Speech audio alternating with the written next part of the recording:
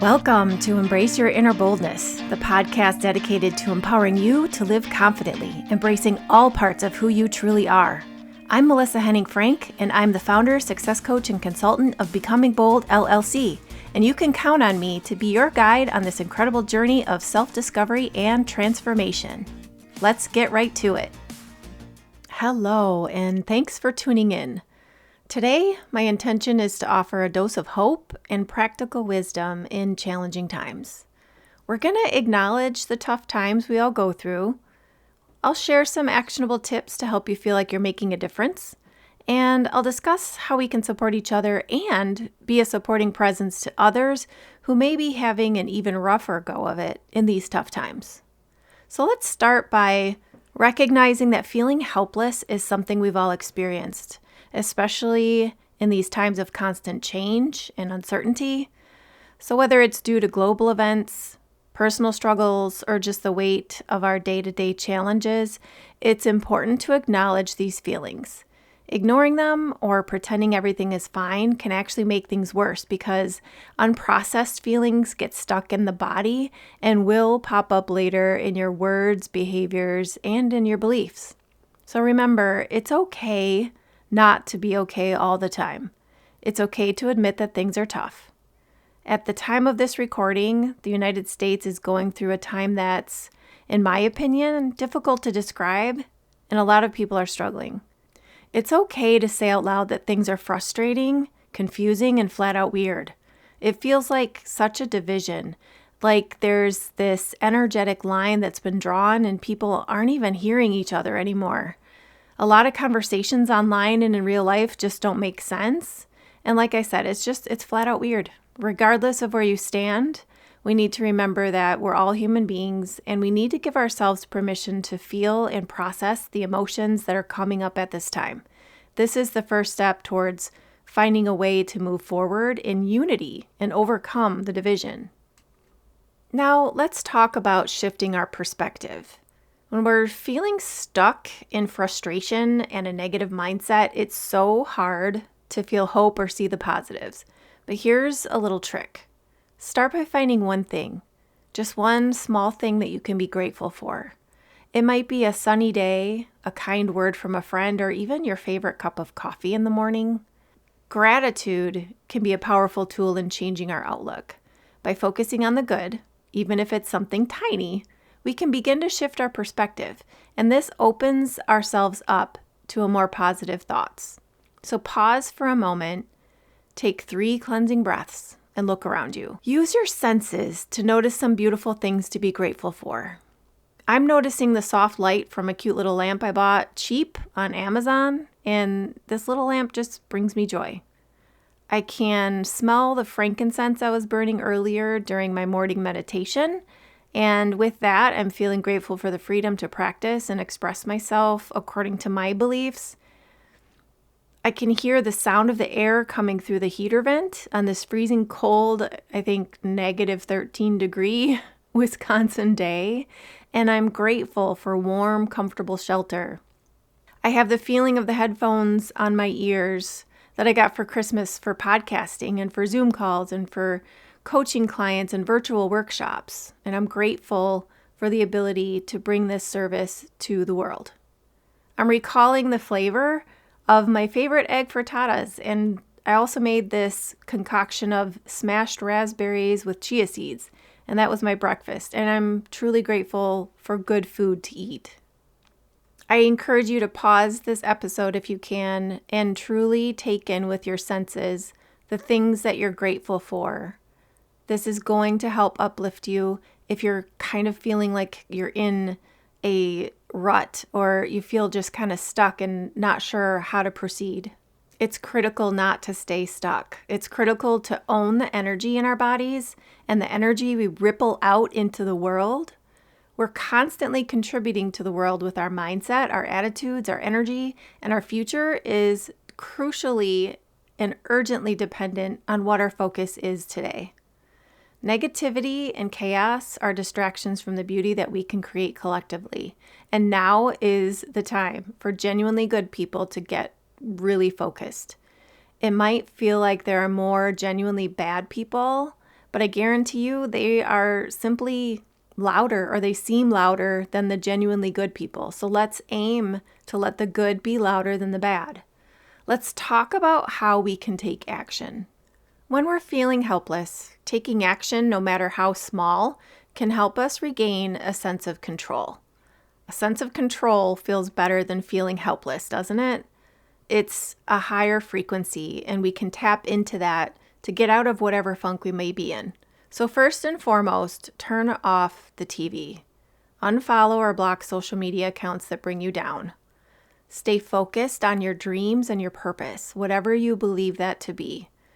It's important to ignore the chaos as much as you can and really focus on what you have control over. What is that saying? It goes something like, not my circus, not my monkeys. Stop looking at the circus. Stop looking at what you don't want and start envisioning and taking steps towards what you do want. So here are 4 ideas to help you get started. First, set small goals. Break down your tasks into manageable steps. Write down or document in some way a couple of things that you want to achieve this year. Achieving small goals is going to give you a sense of accomplishment, and with that, you'll feel motivated to keep going.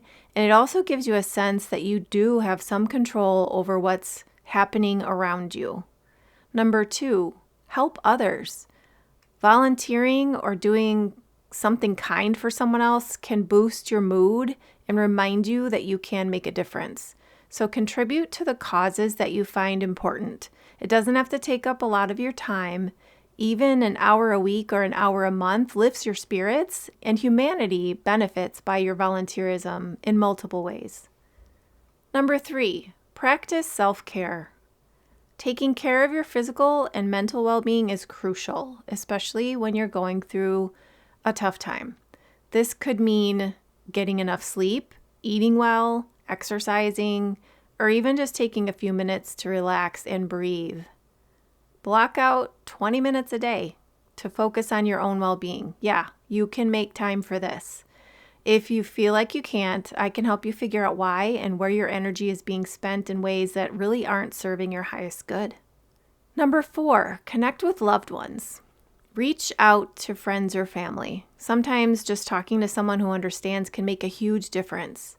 I realize that might not be the best advice if you feel like some of your friends or family are part of the chaotic distraction of a circus.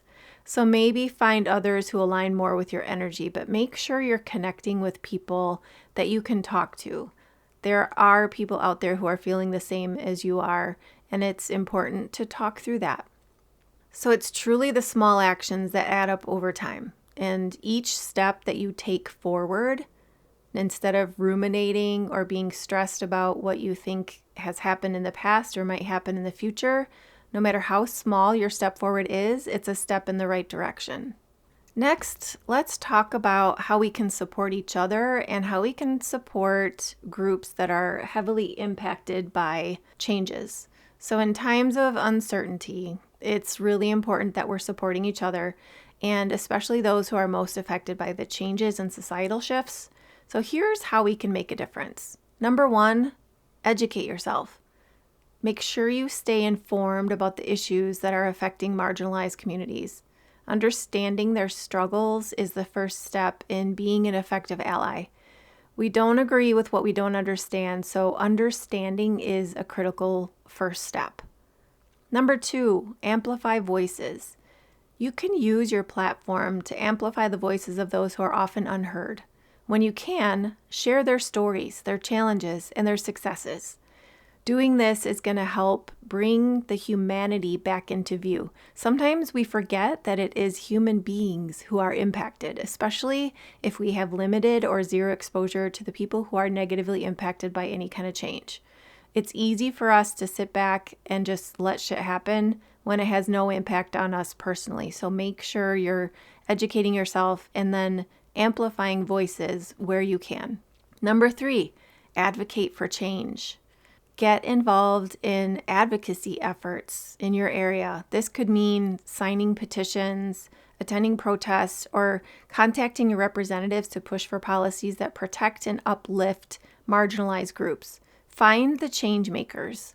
Start with finding groups that you align with on social media And look for ways you can get involved. There's a lot of local groups that you can find on all of the social media outlets. Number 4, offer support.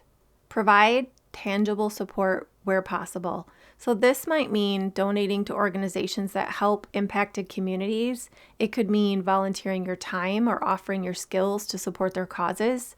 And again, start with social media and stay open to opportunities to offer help. Every action counts. By supporting each other, standing together, and standing up for negatively impacted groups, we can create a more inclusive and just society. What's beautiful is that once you start looking for people and organizations who are also looking for ways to positively contribute to humanity, the universal algorithm starts bringing more people and organizations into your purview. Finally, let's talk about finding inspiration. When we see stories of others who have overcome adversity, it can reignite our own sense of hope and possibility. So look for books, podcasts, or even social media accounts that share uplifting stories and messages. It's important to feed your soul with positive experiences. If you're struggling to find inspiration, then maybe you can be the inspiration. So be louder than the negativity. Be more forthright in pursuing peace. Lovingly speak truth to bullshit. Hold each other accountable with love. Let's take care of each other. We are all connected. We're all responsible for cultivating positive change. And together we can be incredibly powerful change makers. Hope isn't lost. Hope is actually here for the taking. And don't forget to celebrate your own victories, no matter how small. Every positive step you take is worth acknowledging and celebrating. Be intentional with where and how you direct your energy and your focus. Choose compassion, ripple out love, embrace positivity, and use your energy for good. That's it for today's episode of Embrace Your Inner Boldness. Remember, optimism isn't about ignoring the tough times. It's about finding light even in the darkest moments and taking bold, inspired actions to make a difference. You're stronger than you think, and every small step you take can make a big impact. Thanks for joining me today. Stay positive, stay strong, and keep shining your light. Until next time, please be kind to your mind. Thanks so much for joining me on this episode of Embrace Your Inner Boldness. I hope you found inspiration and actionable tips to help you live more confidently. If you enjoyed today's episode, be sure to subscribe so you never miss out on the latest insights and empowering stories. Please take a moment to also leave a rating and review on your favorite podcast platform. Your feedback helps us reach more listeners and be able to continue bringing you more content that uplifts and motivates. Empowering yourself and/or your team starts with embracing your inner boldness. When we stop playing small, we open the door to limitless potential. Remember, the only limit to your greatness is the one you set for yourself. Stay bold, stay fearless, and let's make this journey unforgettable.